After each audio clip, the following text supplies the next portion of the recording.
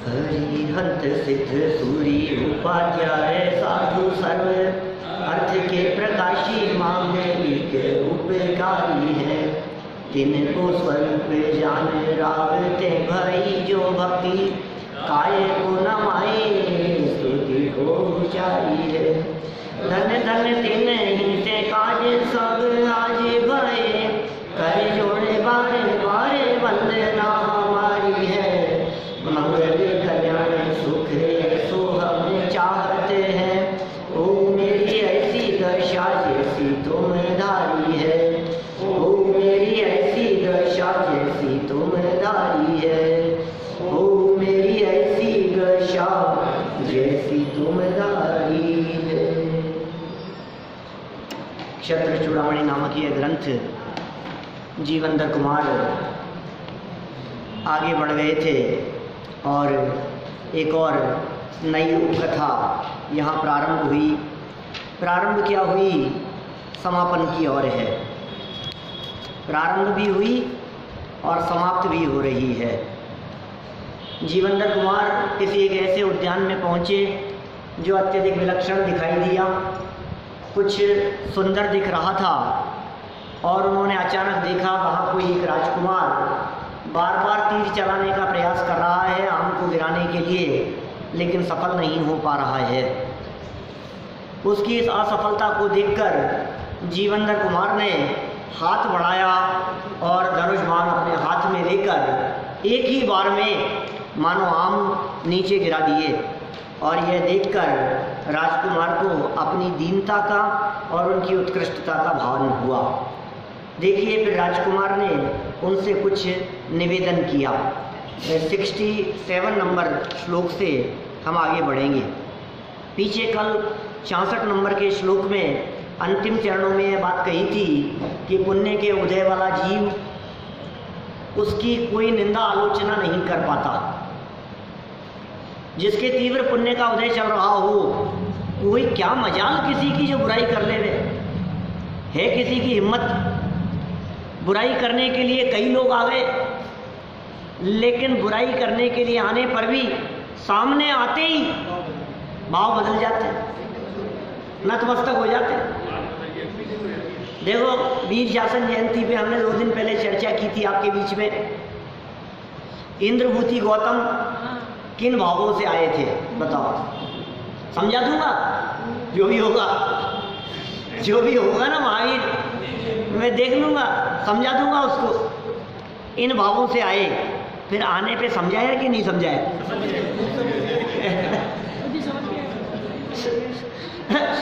अब क्या हो गया? अब समझाने का भाव ही बदल गया। माने देखो, जिनके तीव्र पुण्य का उदय हो, सातिशय पुण्य का उदय, तीर्थंकर परमात्मा की तीर्थंकर कर्म प्रकृति, सर्वोत्कृष्ट पुण्य प्रकृति। प्रवचन सार में कहते हैं पुण्य फला अरहंता, वो अरहंत भगवान के ऐसे उत्कृष्ट जाति का पुण्य उदय।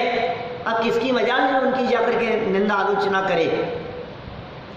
करने के भावों से गया और वहां जाकर के क्या भाव निकले, ओ धन्य ऐसे महापुरुष, ऐसा समो शरण, ऐसे परमात्मा। देखो कैसा कैसा भाव बदल गया। ये क्या हुआ? किसने बदला ये भाव? उनके पुण्य का उदय है तो तुम निंदा नहीं कर पाओगे, और उनके पाप कर्म का उदय है और तुम कितना भी मन में सोच करके जाओ कि आज इनकी बुराई नहीं करूंगा, आज इस प्रसंग पर तो मैं इनकी प्रशंसा करूंगा। बोलो, होता है ना कभी कभी ऐसा, किसी व्यक्ति का सम्मान समारोह हो, आपका दुश्मन हो और आपको बुलाया हो वहां और सभा में बोलने के लिए खड़ा कर दिया गया हो। आप मन में ये सोच के आते हो, यार आज प्रसंग सही नहीं है, आज इसकी बुराई नहीं करूंगा, नहीं तो लोग क्या कहेंगे। आज तो इसके बारे में मुझे अच्छा अच्छा ही बोलना है। मन में तो दुश्मनी है और सोच के क्या है, अच्छा बोलना है। अब अच्छा बोलने की सोच के आने पर भी जवान से कोई ना कोई ऐसी कटाक्ष भरी बातें निकल ही जाती है, यदि उसके पाप कर्म का उदय हो तो शब्दों में निकल जाएगी, शब्दों में निकल जाती है क्या? नहीं तो इतने नपे तुले शब्द बोलने का प्रयास करता है कि ज्यादा प्रशंसा भी नहीं हो जाए। देखो भाई, कौन किसकी प्रशंसा करे, कौन किसकी निंदा करे, भाषा वर्णना का निकलना अपनी योग्यता से होता है। एक एक शब्द जो जबान से निकलता है वे भाषा वर्णना के पुद्गल परमाणुओं की स्वतंत्र योग्यता है, उसमें नहीं चलती है किसी की, तेरे विकल्पों की भी नहीं चलती, तेरी इच्छा की भी नहीं चलती है। मैं अपने मन में इच्छा रखूं कि ऐसा बोलूंगा, ऐसा कहूंगा, कि तू होता कौन है शब्दों को बोलने वाला? मैं बोल सकता हूं, मैं समझा सकता हूं, इस मान्यता को पिछले श्लोक में अनंतानुबंधी कह करके पुकारा था। ऐसा माने तो स्वतंत्रता खंडित हो जाए, लेकिन इसकी मान्यता से स्वतंत्रता खंडित होती नहीं। कुदरत की बात है, तो कुदरत है, तो कुदरत की व्यवस्था है, ये वस्तु का स्वतंत्र परिणमन है। एक एक कण कण कैसा स्वाधीन रूप से परिणमन कर रहा है, इस परिणमन की स्वाधीनता का भाव वासन होता है हमारे। ये जैन दर्शन की अद्भुत विशेषता है। कर्ता न धर्ता कोई है, अणु अणु स्वयं में लीन है। आत्म बने परमात्मा, हो शांति सारे देश में, है देशना सर्वोदयी महावीर के संदेश में। बोलो कहाँ से चालू हुई ये पंक्तियां? महावीर वंदना की लाइनें है नहीं? कर्ता न धरता कोई है, जिसने बताया जगत को प्रत्येक कण स्वाधीन है। कर्ता न धरता कोई है, अणु अणु स्वयं में लीन है। आत्म बने परमात्मा, हो शांति सारे देश में, है देशना सर्वोदयी महावीर के संदेश में। तो याद है बच्ची को? है? याद है तुम्हारे को? मतलब ये भगवान महावीर स्वामी के संदेश में ये सर्वोदयी देशना है, जिसमें सर्व का उदय है। कौन सी देशना? कण कण स्वतंत्र है, ये देशना सर्वोदयी है। एक एक परमाणु परमाणु स्वतंत्र है, स्वाधीन है, कोई किसी का कर्ता धर्ता नहीं है। ये देशना, ये उपदेश, ये दिव्य ध्वनि, ये सर्वोदयी देशना है। ये देशना दी भगवान महावीर स्वामी ने, और मैं समझा सकता हूं ये मान्यता, ये महामिथ्यात्व, ये अनंतानुबंधी। क्या शब्द निकलेंगे? भाषा वर्णना की स्वाधीनता और सामने वाले के पुण्य और पाप कर्म का उदय का निमित्त। भाषा वर्णना की उपादानगत योग्यता और सामने वाले के उदय का निमित्त। ये उपादान और निमित्त का ऐसा ही सुमेल है। समंत भद्राचार्य ये कहते हैं, बाह्येतरोपाधि समग्र तेयम कार्येषु ते द्रव्यगत स्वभाव है। बाह्य और इतर उपाधि, अंतरंग और बहिरंग कारण, उपादान और निमित्त, इन दोनों की सत्ता बराबर होती है। इन दोनों की उपस्थिति में कार्य संपन्न होता है। कार्य तो द्रव्यगत स्वभाव है, द्रव्य के स्वभाव से होता है। कई लोग अनेक प्रकार की कल्पनाएं किया करते हैं। देखो आप, ये भगवान वीर जिनकी वाणी को सुनकर अनगिनती लोगों का उद्धार होने वाला है, यही भगवान महावीर ऋषभदेव के समूह शरण से निकल गए विरोध करते हुए। क्या घटना क्या घटी थी वहां? क्या घटना घटी थी वहां? तो घटना ये घटी थी कि इसकी प्रशंसा हुई थी। क्या चाह रही है वहां? क्या हुआ था ऋषभदेव के समूह शरण में? उनके समूह शरण में ये घोषणा हुई थी, ये तीर्थंकर बनेगा।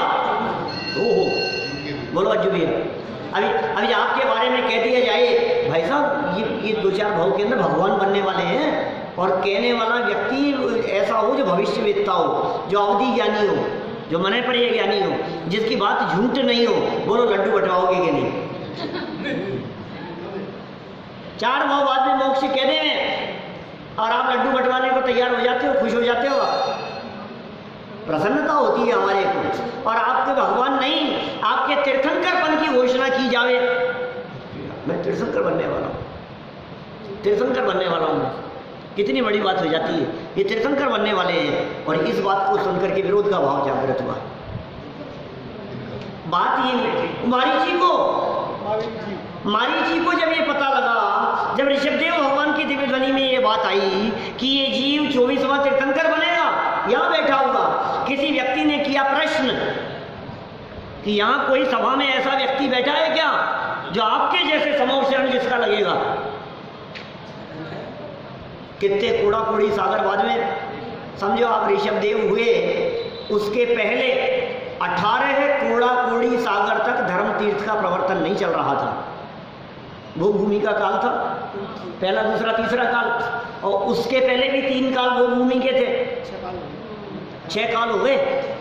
माने 9 और 9 18 कूड़ा कूड़ी सागर तक समूह शरण नहीं था इस भरत क्षेत्र में। और जब ऋषभ देव का समूह शरण लगा तो किसी का प्रश्न पूछना स्वाभाविक था कि साहब आपके निर्वाण चले जाने के बाद किसी और का भी समूह शरण लगेगा? कोई यहाँ है ऐसे जिनका समूह शरण लगेगा? कि है ना, ये बैठा है मारीची, इनका समूह शरण लगेगा, ये तीर्थंकर बनेगा, ये 24वां तीर्थंकर बनेगा। इतना सुनना था कि मारीची निकल करके बाहर चले गए। 24वां तीर्थंकर क्या निकल करके बाहर चले गए। मुझे ये नहीं बतलाना है, ये घटना सबकी सुनी हुई है, प्रसंग सबका सुना हुआ है। मुझे तो इस प्रसंग के माध्यम से ये बतलाना है, कई लोग ये विकल्प करते हैं, ऐसा कहते हैं कि ऋषभ देव को पता था कि नहीं कि विरोध करके जाएगा। केवल ज्ञानी थे, केवल ज्ञानी थे, उनके ज्ञान में झलक रहा था कि ये विरोध करके जाएगा। तो कई लोग ऐसा प्रश्न करते हैं कि जब उनको इस बात का पता था, केवल ज्ञानी थे, उन्हें इस बात का पता था कि 24वें तीर्थंकर की बात वाणी से निकलते ही ये बाहर निकल जाएगा, विरोध करने के लिए बाहर जाकर के खड़ा हो जाएगा, 363 खोते मत चला देगा, तो फिर ऋषभ देव ने ऐसी बात कही ही क्यों? क्या भाई, मुझे देखो, ये कंसेप्ट समझ में आना चाहिए, ये वस्तु स्वरूप समझ में आना चाहिए हमारे को। ऋषभ देव ने आखिर ऐसी बात क्यों बोली कि कोई व्यक्ति विरोध करने के लिए चले जाए? ऐसी बात क्यों बोली जिसके माध्यम से 363 मत चढ़ पड़ेंगे? बताओ, नहीं कहते तो क्या बिगड़ जाता? थोड़ी समझदारी का परिचय देते। इतने बुजुर्ग थे, समझदार थे, विद्वान थे, भगवान थे, 3 लोग के नाथ हो गए थे, नहीं बोलते, उनका क्या बिगड़ जाता? लेकिन भाई वो बोलने की क्रिया के कर्ता थे ही कहाँ? भाषा में जो बात निकलनी है वो अपनी योग्यता से निकलेगी, भव्य जीवों के भाग्य से निकलती है। इस बात को सुनकर के अनेक जीवों का कल्याण हो जाता है, और जिनकी होनहार खोटी होती है उन्हें विरोध का भाव आता है। क्या करो, कौन विरोध करेगा, कौन समझेगा, किसके ये बात समझ में आएगी? ये हर व्यक्ति की अपनी अपनी होनहार है। आप किसी की प्रशंसा करो और सामने वाला व्यक्ति बैर बांध करके ले जाए, क्या बात कर रहे हो? ऐसा भी कोई हो सकता है क्या? हो जाता है ऐसा।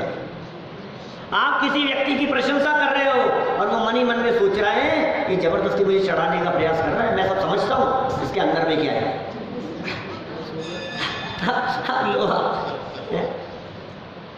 प्रशंसा के शब्द कान में सुनने पर भी क्या समझ रहा है तू? अब अपने अंदर में विकार भाव के अनुसार समझ रहा है। तो भाई ये कण कण की स्वाधीनता की चर्चा, ये पुण्य पाप कर्म के उदय की चर्चा, ये उदय की विचित्रता की चर्चा, ये बात पिछले 66 नंबर के श्लोक में बतलाई गई थी। कल अंतिम चरणों में हमने आपके बीच में चर्चा की थी, और अंत में रिकॉर्डिंग बंद हो जाने से कुछ चर्चा नहीं हुई। प्रश्न तो है, आखिर इतनी अच्छी बात सुनी कि मैं तीर्थंकर बन जाऊंगा, तो विरोध क्यों आया? 24वां तीर्थंकर, तो टाइम भी बिताना था उसको। कौन इंतजार करे? तुम समझते क्या हो? खुद तो पहले हो गए और मुझे आखिरी में डाल दिया। खुद तो पहले तीर्थंकर, मेरा नंबर 24वां, और 24वां होने का मतलब जानते हो? एक कूड़ा कूड़ी सागर का अंतराल, इतना गैप। ऋषभ देव तीसरे काल के अंत में हुए थे, महावीर भगवान चौथे काल के अंत में हुए, टाइम फ्रेम कितना है बीच में, कितना टाइम पीरियड है? 1 कोड़ा कोड़ी सागर का अंतराल है। 1 करोड़ गुना 10 करोड़ नहीं, 1 करोड़ गुना 1 करोड़, 1 करोड़ गुना 1 करोड़। अरे इतना सही नहीं, सागर है सागर। वर्ष नहीं, क्या वर्ष नहीं है? गणना नहीं की जा सकती, संख्या में नहीं, गणना नहीं की जा सकती, संख्या में नहीं। सागर की गणना नहीं की जा सकती। कितने सागर हैं वो तो गणना हो गई। 1 के आगे 14 बिंदी, 1 के आगे 14 जीरो, कोड़ा कोड़ी। लेकिन इतने वर्ष नहीं, इतने सागर। एक सागर के असंख्यातवें भाग में असंख्यात वर्ष बीत जाते हैं एक सागर में। क्या क्या कह दिया? एक सागर के असंख्यात हिस्से करो। क्या बेटा? एक सागर के असंख्यात हिस्से, सागर एक टाइम फ्रेम है, टाइम पीरियड है, उस सागर के असंख्यात पार्ट करो। अब एक पार्ट में जैन साहब असंख्यात वर्ष, दूसरे पार्ट में असंख्यात वर्ष, तीसरे पार्ट में असंख्यात वर्ष, फिर असंख्यात वर्ष, फिर असंख्यात वर्ष, फिर असंख्यात वर्ष, फिर असंख्यात वर्ष, फिर असंख्यात वर्ष, फिर असंख्यात वर्ष। कितनी बार? असंख्यात बार। अभी तो क्या हुआ है? एक सागर। अभी तो एक सागर हुआ है। एक सागर नहीं, 2 सागर नहीं, 3 सागर नहीं, 5 सागर नहीं, 50 सागर नहीं, 1000 सागर नहीं, करोड़ सागर नहीं, 10 करोड़ सागर नहीं, लाख सागर नहीं, 1 करोड़ सागर 1 करोड़ बार पूरे हो। इतने लंबे काल के बाद तुम 24वें तीर्थंकर बनोगे। मतलब समझ में आ गई मारीची की? हाँ, तब तक संसार में घूमता रहूंगा, तब तक जन्म मरण करता रहूंगा, क्या तब तक 84 के चक्कर में उलझा रहूंगा, तब तक अनगिनती बार निगोद दशा में बिताऊंगा। कहना क्या चाहते हो? मेरे सब समझ में आ रही है। तो तुम कह रहे हो 24वां तीर्थंकर बनेगा, मेरे सब समझ में आ रही है कि 24वां तीर्थंकर कह करके मुझे अभी बहुत लंबे काल तक संसार में भ्रमा रहे हो। विरोध का भाव जागृत हो गया। और सुनो, जिनका काल लंबा हो उनको विरोध का भाव नहीं आएगा, तो क्या पूजा करने का भाव आएगा? जिनका काल लंबा है अभी, जिन्हें अभी बहुत लंबे काल तक भटकना है, जिन्हें लंबे काल तक घूमना है अभी, उनको क्या भक्ति का भाव आएगा? उनको क्या पूजा का भाव आएगा? उनको क्या व्रत उपवास का भाव आएगा? अरे विरोध का भाव आएगा। अब सुनो, इससे और बात समझो। जिन लोगों को अभी जिनवाणी का विरोध करने का भाव आता हुआ दिखाई दे रहा है आपके आस पड़ोस में, आपके परिवार में, आपके जानने वाले लोगों में, वे कहते हैं अरे यार तुम्हारा धर्म तुम्हारे पास में रखो, सब बेकार की बातें, सब झूठ है, सब है के 24 तीर्थंकर कोई 24 होते हैं क्या? कोई किसने देखे हुए थे? हम नहीं मानते। कई ऐसे मिल जाएंगे आपके आसपास में, वो ये कहेंगे ये सब एक ही है। तुम 24 तीर्थंकर कहते हो, ये हिंदू 24 अवतार कहते हैं, ये मुसलमान 24 पैगंबर कहते हैं, ये सब उनके वो मानते हैं, ये सब 24 सब एक ही हैं, सब कोई फर्क नहीं है। हाँ 24 अवतार है ना हिंदुओं में, मालूम है आपको? 24 है। तो कई लोग ऐसे मिल जाते हैं जो ये कहते हैं अरे कुछ दम नहीं है, सब बेकार की बातें हैं। तो सुनो, उनको समझाना मत, उनको समझाने का प्रयास मत करना, अपितु यह समझ जाना कि इनका संसार परिभ्रमण का काल अभी बहुत लंबा है। समझाना नहीं है, समझना है। जगत की परिस्थितियों को देख करके ज्ञानी जीव समझते हैं, जबरन समझाने का भाव नहीं आता। यहाँ जीवेंद्र कुमार भी समझ गए, फिर पीछे कही थी ना ये बात, जीवेंद्र कुमार समझ गए, समझाने का भाव नहीं आया उनको। पिछले अभी ये सर्ग का ये श्लोक शुरू किया था ना अपन ने, उपकथा, इसके पहले कही थी ये बात। मैं समझा नहीं सकता हूँ, मैं जानता हूँ इस बात को, नहीं समझने की योग्यता है तो क्या करें। मुझे समझाने का भाव आया था, मैंने कह दी थी ये बात, अब नहीं समझना तो नहीं समझना, अपन क्या करें इसमें। चलिए ये सब 363 इतने संप्रदाय चला दिए उस मारीची ने। 363 मत और संप्रदाय चला दिए कि जितने दुनिया में मत दिखाई देते हैं, मत मतांतर, इनमें 363 संप्रदाय मारीची के चलाए हुए हैं। 4 मुख्य बंटवारे हैं उनके, उन संप्रदायों के 363 के। आप जानते हैं, एक है क्रियावादी, क्रियावादियों के संप्रदाय हैं। कितने? 180 संप्रदाय हैं क्रियावादियों के। क्या जैन साहब? दुनिया में 180 संप्रदाय ऐसे हैं जो क्रियावादियों के हैं। वो लोग क्या कहते हैं? करो, कुछ तो करो, बिना किए धर्म कैसे होगा? धर्म करने के लिए उपवास करो, धर्म करने के लिए तपस्या करो, धर्म करने के लिए व्रत करो। 180 संप्रदाय ऐसे हैं जो करने करने करने करने की बात करते हैं, क्रियावादियों के संप्रदाय। 180। क्रिया से मोक्ष मान, क्रिया से मोक्ष होगा, करेंगे तो ही होगा। अरे समझो कि कुछ नहीं, दिमाग में लगाओ ज्यादा, कह दिया ना बस करो। ये करने क्रियावादियों के संप्रदाय। 84 संप्रदाय ऐसे हैं जो अक्रियावादियों के हैं। क्या कहा? 84 संप्रदाय अक्रियावादियों के। वो कहते हैं सुनो भाई, कुछ मत करो, बैठ जाओ शांति से, करने से कुछ नहीं होगा, चुपचाप बैठ जाओ तुम तो। ये अक्रियावादी, क्रिया का निषेध करने वाले, क्रिया में धर्म नहीं बतलाने वाले अक्रियावादी संप्रदाय 84। तो समझने की भी बात नहीं करते क्रियावादी, अक्रियावादी समझने की भी नहीं, कुछ मत करो, बस निष्क्रिय हो जाओ, जड़ के समान, कुछ नहीं करना, कुछ भी नहीं। वो अक्रियावादी 84 संप्रदाय हैं ऐसे दुनिया में मारीची के चलाए हुए। 180 थे क्रियावादियों के। अच्छा, 32 संप्रदाय ऐसे हैं, 32, जो विनयवादियों के हैं। विनय, विनय करो, तुम तो सबके माथा टेको, सबको हाथ जोड़ो। क्या हाथ जोड़ोगे, विनय करोगे, सबके आगे माथा टेकोगे, तुम्हारा मोक्ष हो जाएगा। बस गुरु की शरण में चले जाओ, उनके चरणों में अपना माथा टेक दो, तुम्हारा मोक्ष हो जाएगा। विनयवादी लोग, विनय की चर्चा करने वाले 32 संप्रदाय। और 67 संप्रदाय ऐसे चलाए जो अज्ञानवादियों के हैं। अज्ञानवादी, ये कहते हैं अज्ञानी होना ज्यादा अच्छा है, बेवकूफ बने रहो। जानने में आपत्ति है, जानने में आपत्ति है, जानने में झगड़ा ही झगड़ा है, जानो ही नहीं तो झगड़ा ही नहीं, जानो ही नहीं तो झगड़ा ही नहीं। हाँ, ऐसे संप्रदाय हैं। वो ये कहते हैं जानो मत, बिल्कुल मत जानो। वो ये तर्क देते हैं अपने बात को सिद्ध करने के लिए। जितने झगड़े दुनिया में होते हैं वो सब ज्ञानियों के बीच में होते हैं, ऐसा कहते हैं वो। सच्चाई तो ये है कि ज्ञानियों में कोई झगड़ा नहीं होता, झगड़े की जड़ अज्ञान है। लेकिन वो क्या कहते हैं कि देखो, एक व्यक्ति ने कुछ कह दिया तो सामने से पलट करके दूसरा व्यक्ति कहता है ऐसा नहीं है, मैं ऐसा नहीं मानता, यहाँ देखो ऐसा लिखा है। वो कहता है नहीं नहीं ऐसा नहीं, ऐसा है। कौन झगड़ेंगे? जो थोड़े समझदार है। जिसको कुछ पता नहीं है वो शांति से बैठा है।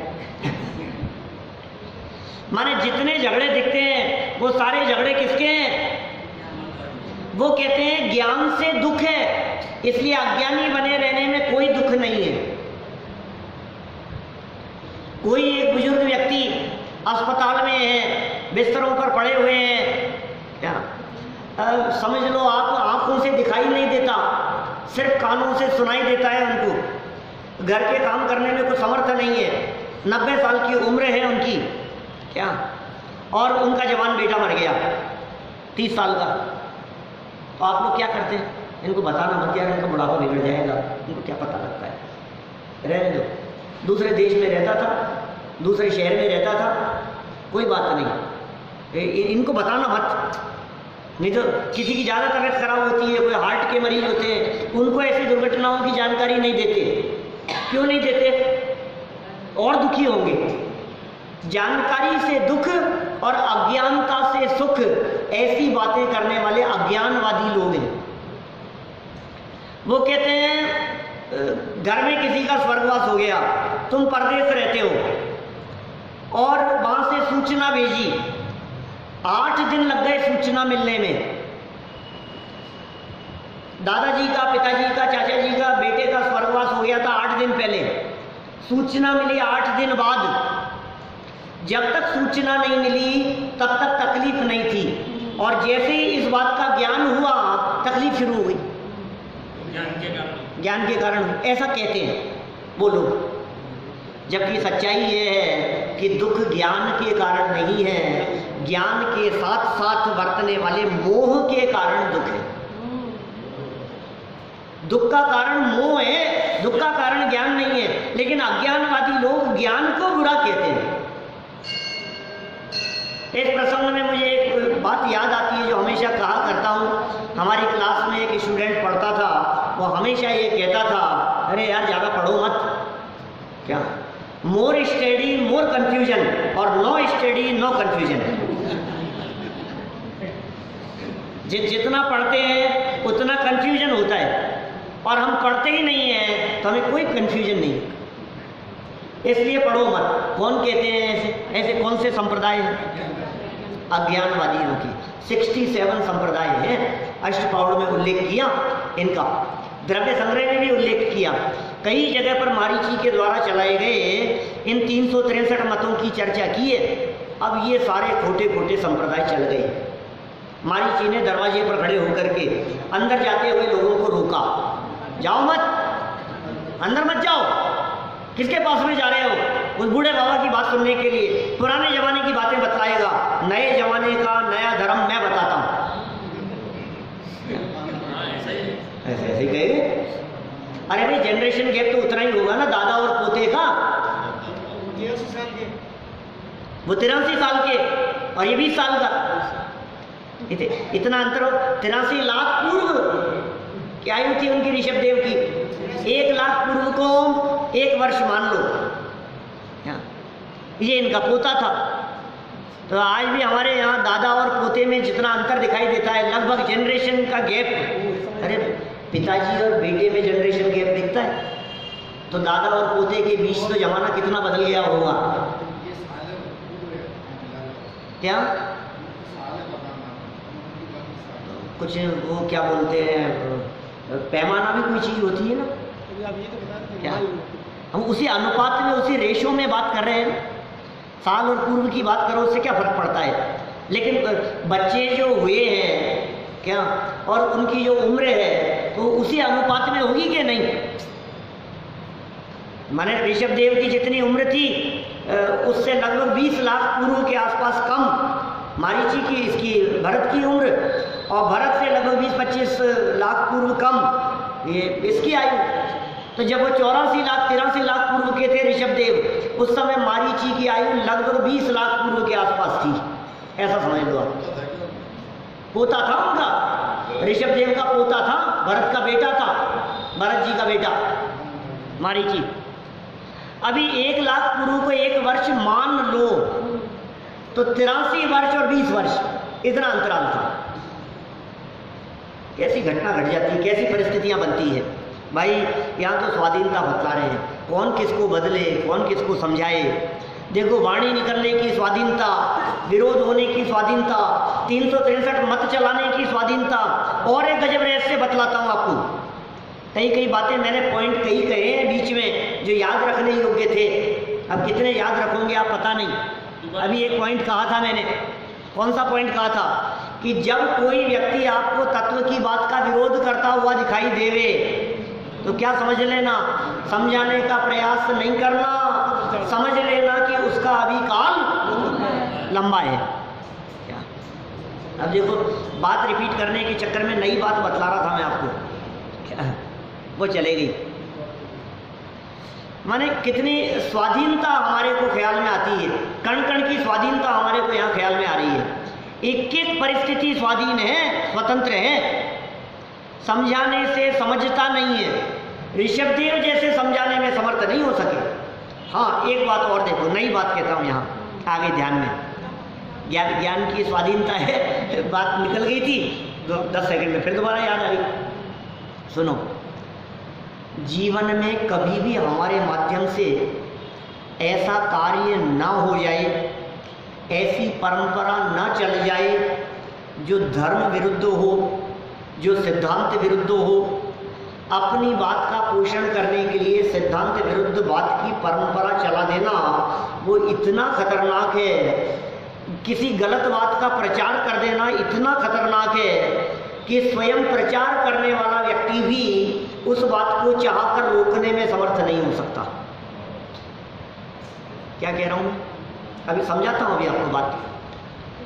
आपने यदि गलती से किसी व्यक्ति के बारे में कुछ झूठ बात कह दी, क्या आपने किसी व्यक्ति के बारे में गलती से कोई झूठी आलोचना कर दी, उसकी निंदा करते हुए कोई बात उड़ा दी, क्या अब तुम एड़ी से चोटी तक का जोड़ लगा लेना, क्या अब उसको रोक नहीं पाओगे, बिना नहीं रहे, वो फैल गई, वो निकल गई है वो बात, अब वो रुक नहीं सकती है। इसका साक्षात प्रमाण है मारीची और महावीर स्वामी। मारीची ने जिस अज्ञानता में, जिस मिथ्यात्व की भूमिका में 363 मत चलाए, अज्ञानता में ही चलाए थे, मिथ्यात्व की भूमिका में ही चलाए थे, नासमझी में ही चलाए थे, ये अब तो कूड़ा कूड़ी सागर का काल बीत जाने पर भगवान बन गए, तीर्थंकर बन गए। अब तो वाणी के माध्यम से अपने द्वारा 363 चलाए गए मतों को बंद करवा दो।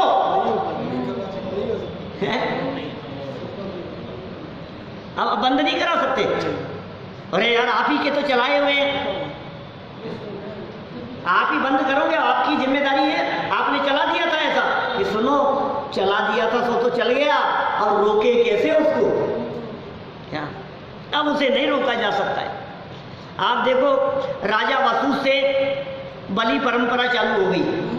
अज का अर्थ बकरा, ऐसा अर्थ कर दिया था ना राजा वसु ने। वच झूठ सेती नरक पहुंचा, स्वर्ग में नारद गया। एक गलत परंपरा, एक अपने मान्यता के पोषण के लिए एक किसी के बहकावे में आकर के इतना सा कह दिया गया कि अज का अर्थ बकरा होता है, इतना सा जबान से वचन, और इतना भी नहीं, पर्वत कहे सो सत्य, इतनी सी गलत बात कहने में और आज तक अनगिनती असंख्यातों बकरे मौत के घाट उतार दिए गए। बोलो आप, ये बलि प्रथा प्रारंभ हो गई, अब रोक लो उसको, कोई कौन रोके, क्या कोई व्यक्ति जगत में चलती हुई मिथ्या मान्यताओं को रोकने में समर्थ नहीं हो सकता। हाँ लेकिन समझना है गजब की बात, जगत में चलती हुई मिथ्या मान्यताओं को तो नहीं रोक सकता, लेकिन अपने अंतर में चलने वाली मिथ्या मान्यता को रोक कर ये जीव परमात्मा बन सकता है। क्या इसलिए दुनिया पर चलाने का प्रयास मत करो, अपने आप को सुधारो और परमात्मा बन जाओ। ये शासन है, ये वीर शासन है, ये जिनेंद्र भगवान का शासन है। कैसा शासन चलाया उन्होंने, कण कण की स्वाधीनता की उद्घोषणा की कि सुनो भाई, हम किसी के ऊपर शासन नहीं चलाएंगे, ये हमारा शासन है। चक्रवर्तियों का शासन कैसा होता है बताओ? 32,000 राजा उनकी अधीनता स्वीकार करते हैं, और चक्रवर्तियों का शासन कैसा होता है? ऐसा होता है तुमने हमारी अधीनता तो स्वीकार कर ली, लेकिन सुनो हम तुम्हारे ऊपर कुछ अधिकार नहीं जमाएंगे, तुम्हारा राज्य तुम ही संभालो। ऐसा होता है शासन, मात्र व्यवस्था है, मात्र व्यवस्था। 32,000 राजा कहाँ राज्य करेगा वो, कि नहीं नहीं तुमने घुटने टेक दी, कोई बात नहीं, क्या लेकिन तुम ही राजा हो यहाँ के, तुम ही संभालो, तुम्हें ही करना है सब कुछ। जैसे पहले राज्य चलाते थे उसी तरह से चलाओ। इसका नाम है भरत चक्रवर्ती का शासन। तो महावीर स्वामी का शासन कैसा होगा? एक एक कण कण स्वाधीन है, एक एक परमाणु परमाणु स्वतंत्र है, एक पुद्गल के परमाणु के ऊपर किसी दूसरे पुद्गल परमाणु का हस्तक्षेप नहीं चलेगा। कर्ता न धर्ता कोई है, अणु अणु स्वयं में लीन है। इस शासन व्यवस्था के उद्घोष का नाम है वीर शासन जयंती। ये निर्माण से 32 साल पहले चालू हो गई। हाँ जी, ये वीर शासन जयंती भगवान महावीर स्वामी के निर्माण से 30 वर्ष पहले शुरू हुई थी। क्या जिस दिन देवध्वनि शुरू हुई उस दिन से शुरू हुई, माने महावीर निर्माण उत्सव से 30 वर्ष पहले से ये वीर शासन जयंती मनाई जा रही है। क्या किसने 42 वर्ष की उम्र में जब केवल ज्ञान हुआ, तो कल परसों में तिथि कह रहा था ना, वैशाख शुक्ल दशमी का दिन है वो। केवल ज्ञान तिथि, कुछ शायद कौन सी तिथि बोली थी मैंने भूल गया मैं, लेकिन वो वैशाख शुक्ल दशमी के दिन वर्धमान स्वामी को केवल ज्ञान की प्राप्ति हुई। वैशाख शुक्ल दशमी के दिन तो केवल ज्ञान हुआ, समूह शरण की रचना हो गई और 64 दिन तक उपदेश नहीं हुआ, 65 दिन तक उपदेश नहीं हुआ। और 64वें दिन सावन कृष्ण एकम के दिन, सावन कृष्ण प्रतिपदा के दिन, एकम के दिन, उस दिन पहली वाणी गिरी, धन्य धन्य सावन की पहली वह एकम। इसलिए मानो ये तो कहते हैं ना, सावन आते ही एकदम सबके चेहरे खिल जाते हैं। सावन का महीना, पवन करे शोर है, सावन के महीने में झूले लग जाते हैं, सावन के महीने में हरियाली छा जाती है, सावन के महीने में बाग बगीचे खिल जाते हैं, सावन के महीने में मैंने सावन तो कहने में ही ऐसा आता है जैसे पूरे 12 महीनों में सबसे अच्छा महीना यदि किसी को कहा जाए तो वो कौन सा महीना है बताओ? हरियाली। लौकिक दृष्टि से सबसे अच्छा कौन सा महीना कहा जाता है बोलो? सावन का महीना। अरे सावन लग गया, सावन का महीना आ गया, बरसात का मौसम चालू हो गया। अरे अब जो गर्मी जितनी चल रही थी इतने समय से, जेठ माह की जो गर्मी थी वो सब गर्मी खत्म हो गई, अब शीतलता की लहरें चालू हो गई। ये कौन सा चालू हो गया? सावन। कि सुनो, ये जो अभी तक जेठ माह की गर्मी के समान मिथ्यात्व की तपन चल रही थी, विपरीत मान्यता और उल्टी मान्यताओं की ये लू चला करती थी, अब ये सावन कृष्ण प्रतिपदा के दिन भगवान महावीर स्वामी की वाणी के माध्यम से उस तपन को बुझाने के लिए, उस अग्नि को शांत करने के लिए, उस गर्मी को शांत करने के लिए मानो ये सावन शुरू हो गया, दिव्य ध्वनि की शुरुआत हो गई। कैसा है स्वरूप, इस दिव्य ध्वनि का स्वरूप? जगत के जीवों के अंदर क्रोध, मान, माया, लोभ, विकार, विषय कषाय, विषय वासनाएं, अनंतानुबंधी आदि कषाएं, उल्टी मान्यता, विपरीत मान्यता, पर की कर्तृत्व की मान्यता, मैं इनका कर्ता धरता हूं, ये मेरे कर्ता धरता है, पर में सुख बुद्धि, विषयों में सुख बुद्धि, धन में आसक्ति और बाहर में आनंद और सुख के लिए पर की तरफ दौड़ना और दौड़ दौड़ करके दुखी होना कि सुनो प्रभो बीती विभावरी आज। क्या अब वो खोटे दिन खत्म हो गए, अब अच्छे दिन आने वाले हैं। क्या कब से?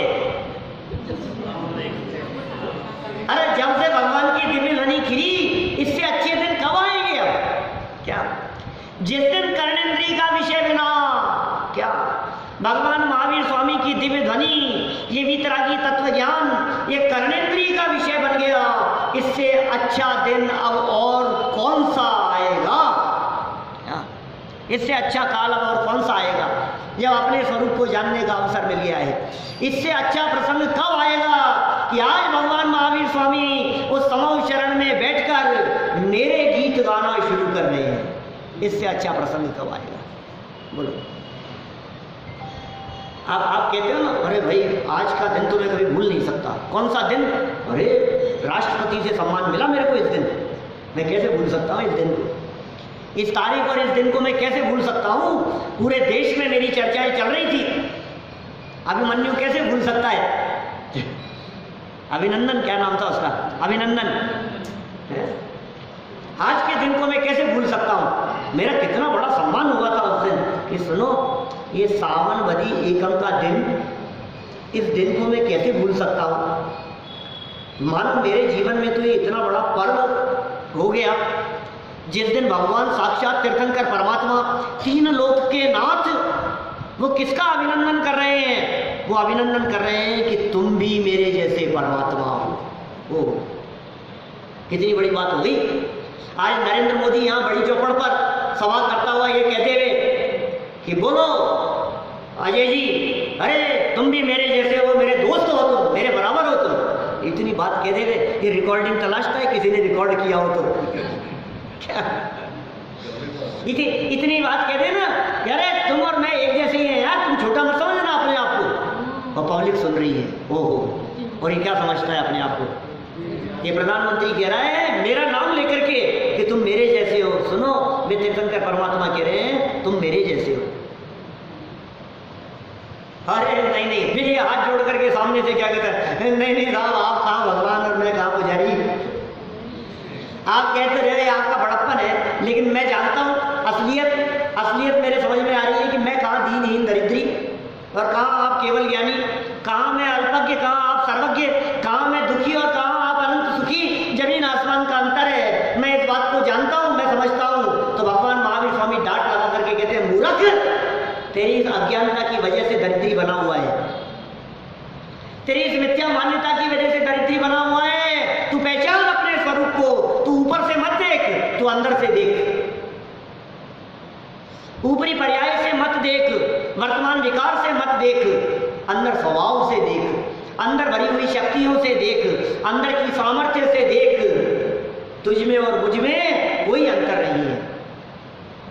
क्या दिखाई देगा जब अंदर से देखेगा तू? जो मैं हूं वह है भगवान, जो मैं हूं वह है भगवान, ये दिखाई देगा। तू देख, दृष्टि बदल, अंदर से देख। ये अभिनंदन समारोह का दिन है, सबसे बड़ा दिन। बोलो, माने पिछले 3000 वर्षों में, 2500 वर्षों में, माने भगवान महावीर स्वामी के जन्म के बाद से लेकर 2600 वर्षों में इतना बड़ा अभिनंदन समारोह का दिन कोई दूसरा नहीं आया। क्या? जिस दिन पहली बार तीर्थंकर बनने के बाद, अरे भगवान महावीर स्वामी की दिव्य ध्वनि में उपदेश जिस दिन प्रारंभ हुआ, सबसे पहले यदि कोई वचन निकले हो तो क्या वचन निकले होंगे कि तुम सब मेरे जैसे परमात्मा हो, तुम सब भगवान हो।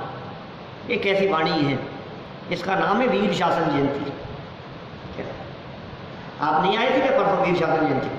आप आए थे? आज दोबारा कर लिए अपन ने चर्चा। कितनी चर्चा करें, खूब चर्चा करो ना इसकी। लेकिन परसों जो चर्चा की थी वीर शासन जयंती की वो अलग थी, आज जो चर्चा की है वो अलग है। और कल जो वीर शासन जयंती की चर्चा करूंगा वो कुछ और अलग होगी। कल दिल्ली में करने वाला हूँ इसी पे वीर शासन जयंती की चर्चा। सो भाई, ये भगवान महावीर स्वामी की शासन तो चल रहा है, लेकिन इस शासन की जयंती मनाना कब सार्थक है? जब भगवान वीर के बताई हुई वाणी का अनुसरण करें तब। आज तक मनाई थे कभी वीर शासन जयंती? ये वीर शासन जयंती सम्यक दृष्टि मनाते हैं सच्चे अर्थों में। ये वीर शासन जयंती वेद विज्ञानियों के द्वारा मनती है, ये वीर शासन जयंती आत्मानुभवियों के द्वारा मनती है, ये वीर शासन जयंती सच्चे भावलिंगी संतों के माध्यम से मनाई जाती है। ये वीर शासन जयंती हम आप क्या मनाएंगे? ये वीर शासन जयंती तो सच्चे अर्थों में मनाई थी इंद्रभूति गौतम ने। आज के दिन परिवर्तन किया था वीर शासन जयंती के दिन। एक और मिथ्या मान्यता का खंडन करना चाहता हूं जो जगत में चल पड़ी है अभी कुछ वर्षों से, गुरु पूर्णिमा के रूप में। और हमारे कुछ विद्वान ऐसी बातें कहने लगे हैं इसके बारे में कि वो आषाढ़ शुक्ल पूर्णिमा के दिन इंद्रभूति आया था और उसने आकर के भगवान महावीर स्वामी को अपना गुरु स्वीकार किया था उस पूर्णिमा के दिन, आषाढ़ की पूर्णिमा के दिन, और दीक्षा ली थी और उनका शिष्य बन गया था। तब से ये पूर्णिमा गुरु पूर्णिमा बन गई। ऐसा कुछ विद्वान कहने लगे। जहाँ तक हमने शास्त्रों को देखा है, कहीं हमारे को इस बात का कोई प्रमाण उपलब्ध नहीं हुआ। हाँ, जैनी विद्वान, नाम नहीं लेना चाहता हूँ। हाँ, जैनी विद्वान ऐसी चर्चाएं करने लगे हैं, जैन साधु संत ऐसी चर्चाएं करने लगे हैं। बोलो आप, अब क्या करें? देखो इसमें कितनी तरह की मिथ्या मान्यताएं होगी। एक तो आप जगत में प्रसिद्ध जो गुरु पूर्णिमा चलती है, जिसमें शिष्यों के माध्यम से गुरुओं को भेंट दी जाती है, हिंदू मान्यता के अनुसार जो चलती है, वो गुरु पूर्णिमा तुमने स्वीकार की, ग्रहित मिथ्यात्व जैसा, उसे अपने आप से जोड़ा और अपने आप को पुजवाने के लिए कि हम भी तो तुम्हारे गुरु हैं, आज गुरु पूर्णिमा है, मनाओ धूमधाम से। हम गुरु हैं तुम्हारे, तुम शिष्य हो हमारे, तुम हमारी पूजन करो, हमारी भक्ति करो, तुम हमारी आराधना करो। ये ऐसा चल रहा है सारे जगत में। लेकिन मैं आपसे पूछता हूँ, यदि भगवान महावीर स्वामी की दिव्य ध्वनि इंद्रभूति गौतम या गणधर की उपस्थिति के अभाव की वजह से रुकी हुई थी, और यदि पूर्णिमा के दिन इंद्रभूति गौतम आ गए, तो दिव्य ध्वनि उसी दिन क्यों नहीं खिली? फिर पूर्णिमा के दिन ही खिल जानी चाहिए थी ना दिव्य ध्वनि। क्या इंद्रभूति तो पूर्णिमा के दिन आ गए, दीक्षा तो पूर्णिमा के दिन ले ली, 4 ज्ञान के धारी तो पूर्णिमा के दिन हो गए, और दिव्य ध्वनि एकम से खिलेगी। एक दिन का अंतराल कि क्यों? सुनो, महापुरुषों की उपस्थिति हो जाने पर असमय में भी दिव्य ध्वनि खिल जाती है। तो एक दिन पहले आकर के गणधर बन जावे और दिव्य ध्वनि अगले दिन खिले, ऐसा नहीं हो सकता। हाँ, भरत चक्रवर्ती के समय, रात्रि के समय में भी वैसे महापुरुष चक्रवर्ती जैसे आ जावे तो दिव्य ध्वनि खिल जाया करती है। इसलिए भाई ये मान्यता ठीक नहीं है, इसको सुधारना चाहिए। और आप सुन देखिए, गुरु पूर्णिमा की तो बात कर रहे हो आप, हम आपसे पूछते हैं कभी देव पूर्णिमा भी तो मनाओ। अरे इंद्रभूति ने उनको गुरु स्वीकार कर लिया था तो कोई बहुत बड़ी घटना हो गई थी क्या? क्या हो गया? और कितने ही लोगों को गुरु स्वीकार करते, उससे क्या संबंध है? भगवान महावीर स्वामी खुद गुरु बन गए, परम गुरु बन गए, उसको मनाओ ना गुरु पूर्णिमा। जिस दिन के परम गुरु बन गए थे उसको क्यों नहीं मनाते हो गुरु पूर्णिमा? पर पूर्णिमा तिथि है और गुरु स्वीकार किया गया है, ये अपने यहाँ की घटना नहीं है। कुल मिलाकर के बात ये है, नई परंपरा चालू करनी। ये नई परंपरा है और पिछले 8-10 साल से चल रही है। इसके पहले आपने कभी गुरु पूर्णिमा जैनियों में सुनी नहीं होगी। अब चूंकि ये बहुत प्रचारित हो गई, देश में जगह जगह गुरुओं के माध्यम से चलाई जाने लगी, देश में गुरु संघों के माध्यम से, मुनि संघों के माध्यम से परंपरा चलने लगी, तो कहीं ना कहीं कुछ आधार तो चाहिए था। तो उस सावन कृष्ण प्रतिपदा के दिन से एक दिन पहले होने से उसे इंद्रभूति के आगमन से जोड़ करके इस कथा को जोड़ दिया गया। लेकिन इस तरह की कथा आगम में कहीं भी नहीं है, इसलिए हमें सावधान रहना चाहिए।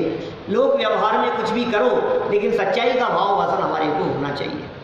सम्मान की चाह अज्ञानियों को सबसे ज्यादा। हाँ, ये ऐसा ही है। तो भाई ये गुरु पूर्णिमा के संदर्भ में मिथ्या मान्यता हमारे हृदय से टूटे, और वीर शासन जयंती की जो सम्यक बात है वो हमारे हृदय में उतरे।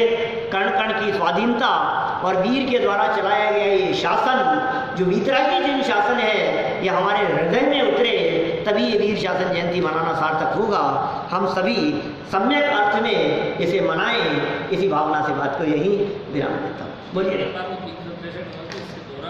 ये भी बता दो हाँ, कि ये भी वर्तमान में भी किसके द्वारा संचालित है?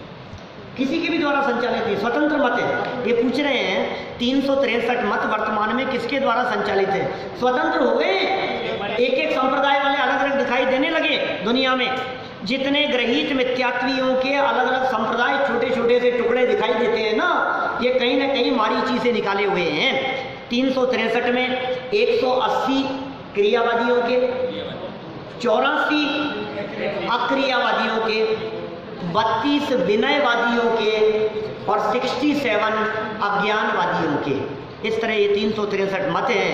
हम उन मतों में न उलझे, और वीर के मत में हमारा जन्म हुआ है तो हमारा मत वीर के मत जैसा हो जावे, ऐसे सम्यक अर्थ में हमें जयंती को मनाएं।